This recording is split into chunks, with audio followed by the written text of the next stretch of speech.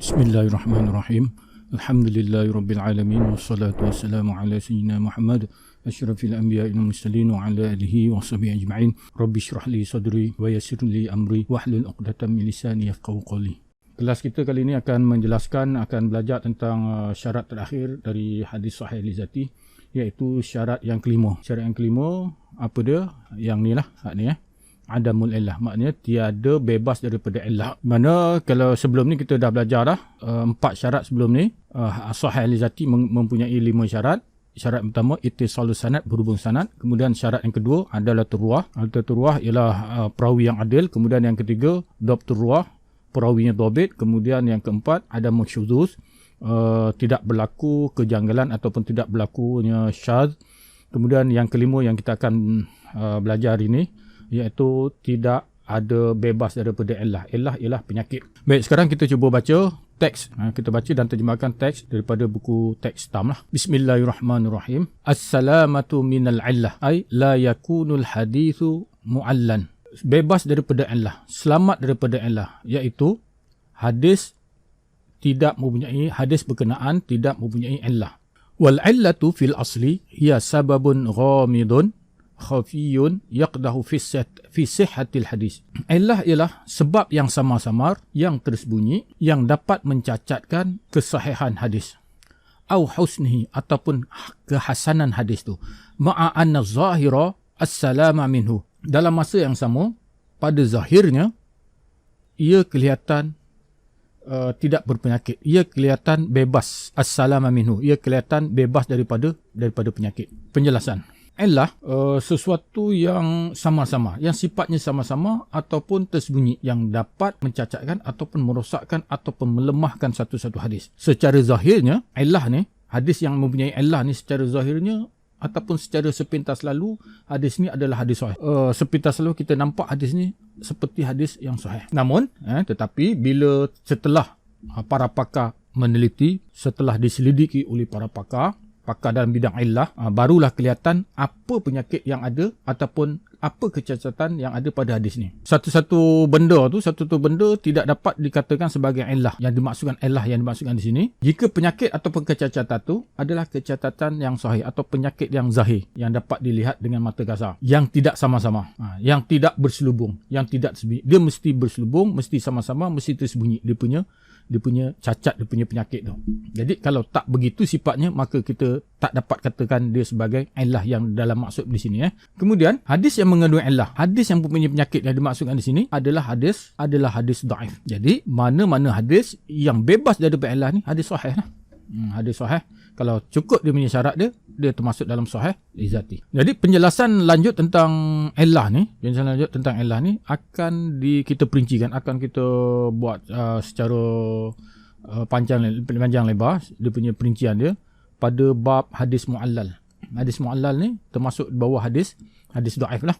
Dekat sana ada satu nama hadis mu'allal. Di situ nanti kita akan perincikan lagi tentang masalah illah ni. Dapat kita simpulkan di sini, untuk dikatakan sesuatu itu adalah illah hadis, dia mesti ada 3 ciri lah. Untuk kita katakan sesuatu benda tu adalah illah hadis, dia mesti ada 3 ciri.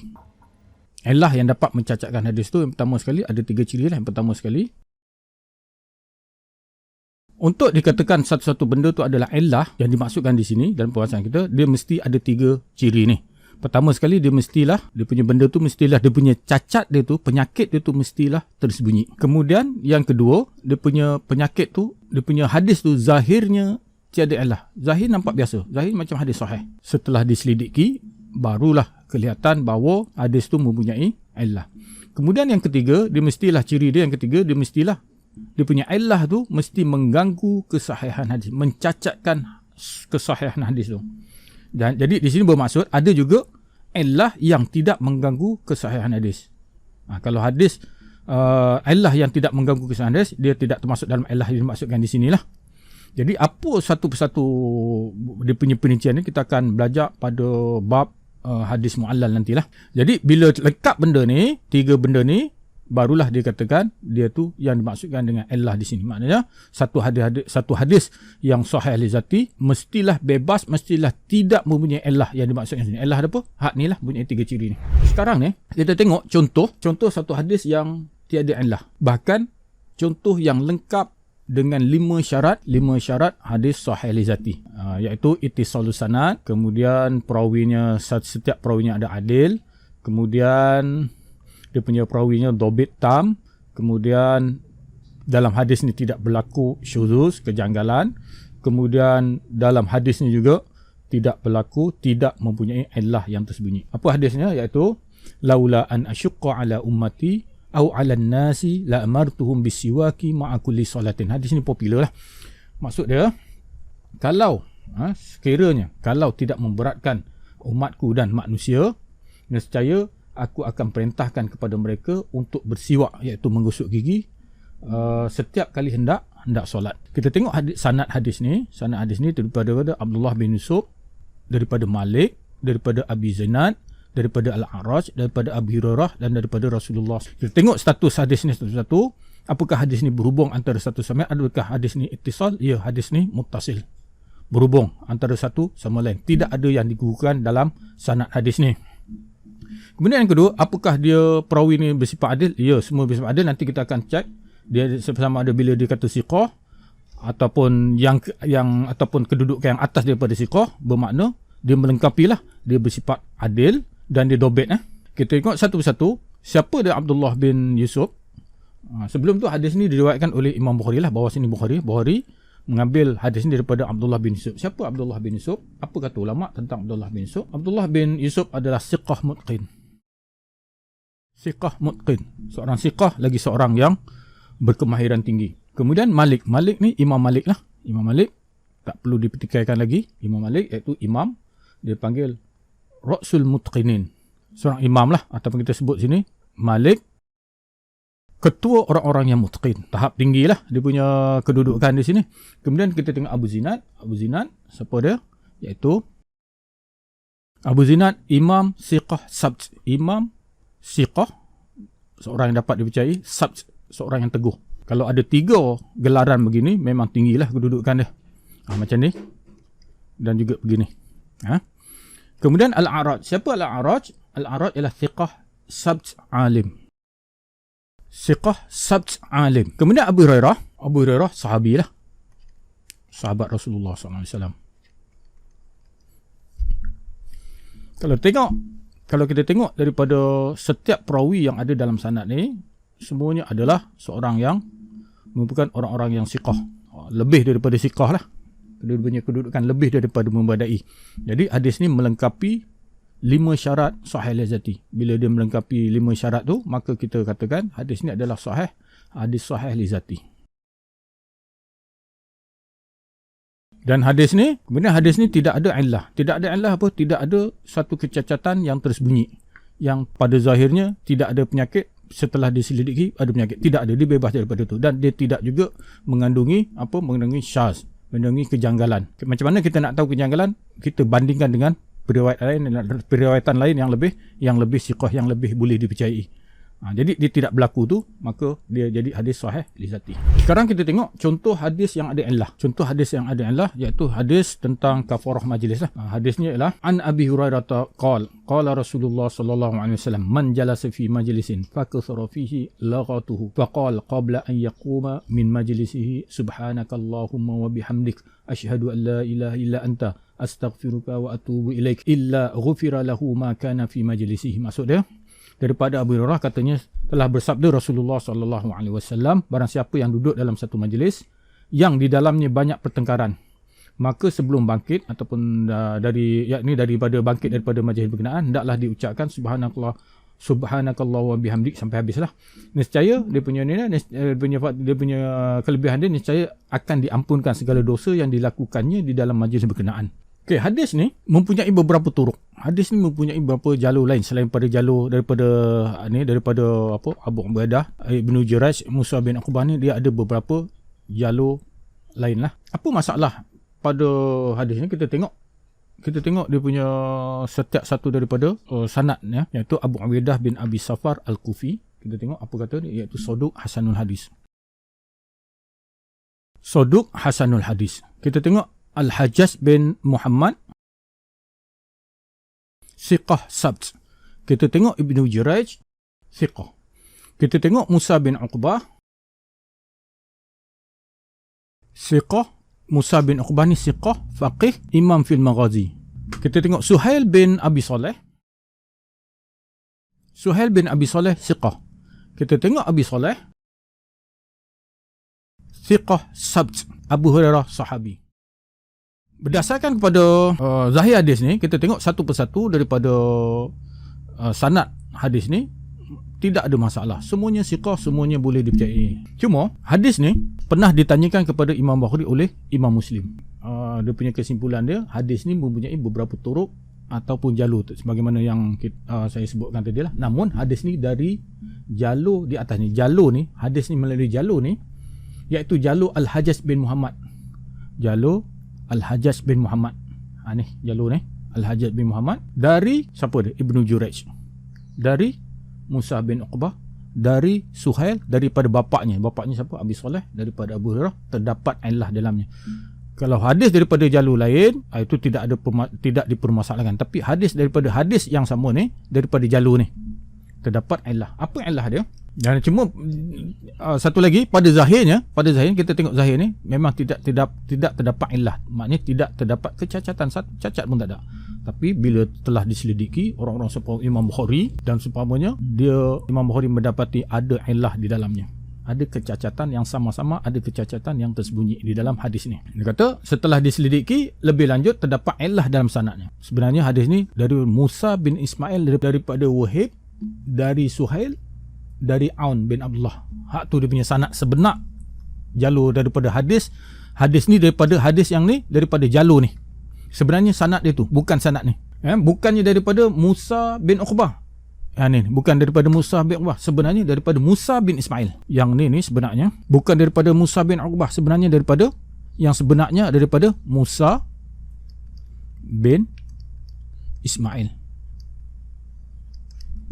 Hak tu yang betul. Okey, kita tengok hak sanad yang betul. Yang bawah tu betul, yang bawah tu tak apa. Daripada Musa bin Ismail, maknanya daripada Abu Ubaidah tak apa, daripada Hajjaj tak apa, daripada Ibnu Jurayj. Okey, yang ni okey, betul. Sebenarnya Ibnu Jurayj ni daripada Musa bin Ismail, bukan daripada Musa bin Uqbah. Sebab apa? Musa bin Uqbah tidak pernah mengambil hadis daripada Suhail bin Abi Saleh. Yang ambil daripada Suhail bin Abi Saleh ialah Musa bin Ismail. Di situ. Tampak dia pergi zahirnya cantik, nampak zahirnya tak ada penyakit, tapi di sebalik tu ada penyakit. Yang dapat trace benda-benda ni, dapat cam benda-benda ni adalah orang-orang pakar seperti Imam Bukhari dan Imam Muslim dan sebagainya lah. Ni hadis sanad sebenarnya daripada Musa bin Ismail. Musa bin Ismail daripada Wahib. Wahib ambil daripada Aun bin Abdullah. Aun bin Abdullah ni ambil daripada, dia tidak ambil dari siapa tu? Aun bin Abdullah. Ini adalah perkataan Aun bin Abdullah. Man jala fi majlis fakasura fi laghatuhu al-hadis, sampai habis hadis, sampai akhir hadis adalah perkataan Aun, bukan perkataan Rasulullah SAW melalui sanad ni. Melalui sanad ni Aun tidak menyadarkan perkataan ni kepada Rasulullah. Dia adalah perkataan dia sendiri. Okey, jelas Baik, sekarang kita kembali kepada teks buku stam kita ni. Kita ambil, kita tengok. Bismillahirrahmanirrahim. Misalus sahih li zati. Contoh hadis sahih li zati. Contoh hadis sahih li zati ni telah kita, contoh ni yang akan kita paparkan adalah contoh yang telah kita bagi contoh dia, jadi kita tak perlu ulas lagi, cuma kita baca. Misal sahih li zati ma rawahul Bukhari, iaitu hadis yang diriwayatkan oleh Bukhari an Abdullah bin Yusuf, daripada Abdullah bin Yusuf qala akhbarana Malik an Abi Zinad anil A'raj an Abi Hurairah radhiyallahu anhu. Hadis ni pun dia punya sanad pun telah kita bentangkan, dia punya status setiap perawi itu kita telah bentangkan. Apa dia kata? Anna Rasulullah sallallahu alaihi wasallam, bahawa Rasulullah sallallahu telah bersabda, laula an asyqa ala ummati, kalaulah tidak kerana akan menyusahkan umatku, au ala nas, ataupun atas manusia, la amartuhum bisiwaki ma'a kulli salatin, nescaya aku akan perintahkan mereka agar bersiwak, menggosok gigi setiap kali nak melakukan solat. Fal hadis, maka hadis bihadzal isnad, dengan sanad ini, dengan sanad ni, bukan sanad lain, dengan sanad ni, sahihun li zati, adalah hadis sahih li zati. Maknanya duna ihtiyajihi ila ma yuqawwihi, dia tidak memerlukan kepada hadis lain untuk memperkuatkannya. Maknanya hadis ni sahih li zati, dia sahih sebab dia melengkapi syarat-syarat sahih. Dia tidak perlu benda sokongan daripada hadis-hadis lain, sokongan daripada jalur lain untuk memperkuatkan hadis ni. Kemudian tanbihun, peringatan. Tatafawatu maratibus sahih li zatih bitafawutil awsafi al-madhkurah fi ta'rifihi. Ada perbezaan tahap kedudukan hadis sahih li zati berdasarkan ataupun dengan sebab berdasarkan kriteria yang telah dinyatakan di dalam definisinya, di dalam ta'rifnya. Faminal martabatil ulya, sebahagian daripada kedudukan yang paling tinggi, iaitu as-sanadul ladzi atlaqa alai ba'du a'immatul hadis, iaitu sanad yang telah dinyatakan oleh para imam ahli hadis sebagai sanad yang paling tinggi. Annahu as-sahhul asanid, iaitu dinyatakan sebagai sanad yang paling sahih. Sanad yang paling sahih. Dari sudut sanadnya, sanad yang paling sahih ialah qauli, ini dia. Qauli ada sebenarnya ada beberapa pendapat lain, tapi dia dalam buku ni dia ambil salah satu perkataan Imam Bukhari. Ada beberapa perkataan ulama lain dalam kitab lain ada nyatakan 3-4 ataupun pendapat inilah adalah sanad yang paling sahih. Tapi dalam buku kita ni dia ambil perkataan Imam Bukhari. Imam Bukhari kata as-sahhul asanid, sanad yang paling sahih sekali ialah sanad daripada apa? Ini sanad Malik, iaitu sanad Malik an-Nafi' an Ibn Umar. Ni Malik daripada Nafi', daripada Ibn Umar. Wa hadhihi ya silsilatu dzahab. Ini adalah rantaian emas. Sanad ni merupakan rantaian emas. Dia kata sanad yang paling tinggilah kedudukan ni, yang paling sahih. Kemudian amat tafawut, yang tadi ni berdasarkan kepada sanad, yang ni berdasarkan kepada matan pula. Amma tafawutu bihasabil matni faqad ittafaqu ala anna ashahal ahadis mattafaqa ala ma dzakarahu al-Bukhari wa Muslim. Dia kata adapun manakala kedudukan tahap kesahihan hadis berdasarkan kepada matan, maka sesungguhnya para ulama ahli hadis telah bersepakat mengatakan bahawa hadis yang paling sahih ialah mattafaqa, apa ataupun hadis yang telah disepakati ala mattafaqa ala ma dzakarahu al-Bukhari, apa yang telah dinyatakan oleh Imam Bukhari dan apa yang telah disepakati dinyatakan oleh Imam Muslim. Ini yang kedudukan yang paling tinggi sekali. Hadis yang paling sahih dari sudut matan ialah hadis yang telah disepakati oleh Imam Bukhari dan Imam Muslim. Dalam Muslim pun ada nyatakan, dalam Bukhari pun ada nyatakan. Maknanya dalam sahih dia lah. Sahih Bukhari ada, dalam sahih Muslim pun ada. Kemudian kedudukan yang kedua, summa man farada bil Bukhari. Kemudian hadis yang diriwayatkan secara bersendirian oleh Imam Bukhari. Summa man farada bihi Muslim. Kemudian hadis yang diriwayatkan secara bersendirian oleh Imam Muslim. Thumma ma kana ala syartima. Kemudian hadis-hadis yang berdasarkan kepada syarat kedua mereka, iaitu syarat Bukhari dan Muslim. Bukan diriwayatkan oleh mereka, tapi hadis tu mengikut syarat sahih dia, mengikut syarat Bukhari dan Muslim. Semua ma kana ala syartil Bukhari. Kemudian hadis yang berdasarkan kepada syarat Bukhari saja. Semua ma kana ala syartil Muslim. Kemudian hadis yang berdasarkan kepada syarat Imam Muslim saja. Semua makana ala syati ghairihima kabaqil kutubis sittah. Kemudian hadis-hadis yang berdasarkan kepada syarat selain daripada kedua mereka, iaitu Bukhari Muslim, seperti hadis-hadis sahih berdasarkan kepada syarat yang terdapat pada lain-lain sunan kitab yang 6. Kitab 6 apa dia? Iaitu Bukhari, Muslim, Tirmizi, Abu Daud, Sunan Nasa'i dan Sunan Ibn Majah. Ada 6. Maknanya selain tolak daripada dua ni, tolak kepada dua, itulah pada tahap yang berikutnya tidak. Tahap pertama disepakati oleh Bukhari Muslim, syarat kedua apa yang diriwayatkan oleh Bukhari saja, kemudian yang ketiga apa yang diriwayatkan oleh Muslim saja, kemudian yang keempat berdasarkan syarat keduanya, kemudian yang kelima berdasarkan syarat Bukhari, yang keenam berdasarkan syarat Muslim, kemudian yang ketujuh berdasarkan syarat selain daripada keduanya daripada kitab Sunan Sittah. Kemudian yang seterusnya apa dia? Wa sahih Ibn Huzaimah, dan sahih yang ada terdapat dalam sahih Ibn Huzaimah, kemudian dalam sahih Ibn Hibban, kemudian Mustadrak Al-Hakim, dan selain daripada kitab-kitab tadi itulah. Wa inna ma qaddama ma kana ala syarti syaikhaini liittifaqil ulama'i ala talaqqi kitabaihima bil qabul. Kenapa kita dahulukan syarat dua syaikhaini?